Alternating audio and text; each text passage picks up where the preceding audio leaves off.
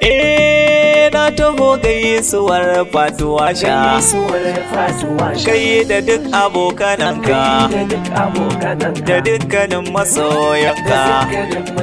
Washa Allah ya taimake ka, ya rusa duka masu kinka.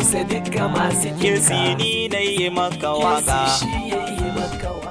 Allah da ɗaukaka ya ƙara tabbata a gare ki, jaruma mai kwarjini wanda babu kamar ki. Ina mai miƙa gaisuwa ta da jinjina ta a gare ki. Ina ji a raina a duniya babu fans kamar ni a gurin ki. Fil Hazal na kamu da ƙaunar ki, da a iya taɓa mutunci na ƙyale amma ban da ni. Fatuwasha, ni masoyin ki ne, a koda yaushe ni mai bidar ki ne.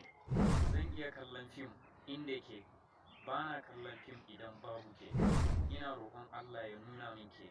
A ce kina Dubai, kika bani daman kallon ki, zan iya takowa ko da keke. Fatuwasha, a kullum Allah nake roƙo ya sa ne FOIS da ke. Kuma ce numfashina na ƙarshe a duniya, ina mai roƙon Allah ya nuna min ke. Haƙiƙa ni fans naki ne. Ganin nake abin da ake kira da shi Fatuwasha. I love you so much.